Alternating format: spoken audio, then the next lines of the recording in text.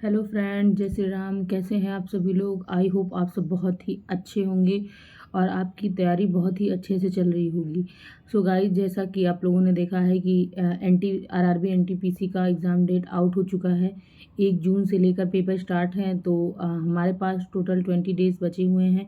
तो हम सबको अपनी एक प्रॉपर रणनीति फॉलो करनी पड़ेगी, एक प्रॉपर रूटीन बना करके पढ़ाई करनी पड़ेगी।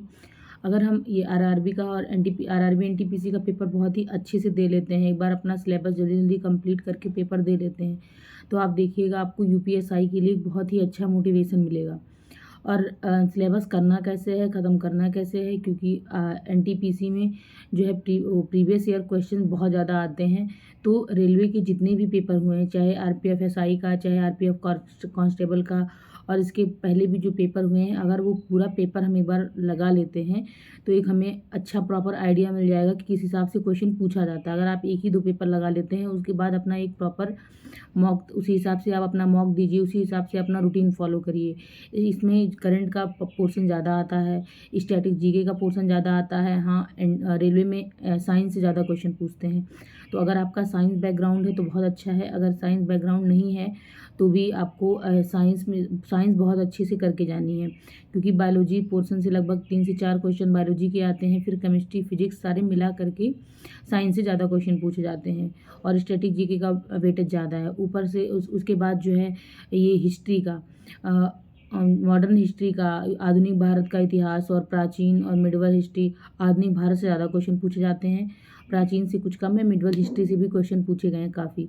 तो आप लोग ऐसे सेक्शन वाइज, पार्ट वाइज आप डिसाइड कर लीजिए कि 2 दिन में मिडवल हिस्ट्री ख़त्म करनी है, 2 दिन में प्राचीन इतिहास ख़त्म करना है, 2 दिन में आपको आधुनिक इतिहास ख़त्म करना है। ये करके अगर आप हिस्ट्री पूरी ख़त्म कर लेते हैं, स्टैटिक जीके और करंट का भी पोर्शन अच्छे से आप तैयार कर लेते हैं, तो आपका जीएस का पोर्शन अच्छा खासा तैयार हो जाएगा। और रही बात रीजनिंग की, तो रीजनिंग हम सब लोगों को एक बार देखना होता है, थोड़े बहुत कॉन्सेप्ट क्या क्या लैग कर रही हैं चीज़ें, बस। बाकी रीजनिंग सबका ठीक ठाक ही रहता है। उसमें प्रैक्टिस जितनी आप अच्छे से करेंगे, 1 घंटे अगर आप डेली रीजनिंग को भी देंगे, तब भी आपका रीजनिंग अच्छे से हो जाएगा। और फिर बचता है सबसे इम्पॉर्टेंट मैथ। मैथ में क्या करना है दोस्तों, आप लोगों को मैथ का डेली एक मॉक देना है, चाहे आप रेलवे का मॉक अगर कहीं पाते हैं या मिनी मॉक किसी भी चीज़ का, आपको डेली एक मॉक देना है। सर भी बताते हैं, मैंने सारे टीचरों का एक बार देखा है कि वो लोग कैसे बताते, क्या स्ट्रेटजी फॉलो करें इस 20 दिन में, क्योंकि हमें ज़्यादा से ज़्यादा चीज़ों को कवर करना है।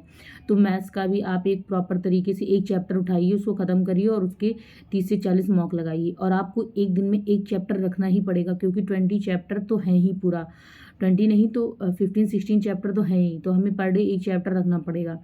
तो अगर आप इस हिसाब से करते हैं तो आपका मैथ्स भी कंप्लीट हो जाता है। तो इस हिसाब से आपका पूरा सिलेबस एनटीपीसी का तैयार हो जाएगा। और अगर आप एनटीपीसी का पेपर अच्छे से दे लेते हैं, उसके अच्छे लेवल के क्वेश्चन आते हैं, वो हमें यूपीएसआई के लिए बहुत हेल्प करेंगे। तो आज है मेरा यूपीएसआई में डे 9।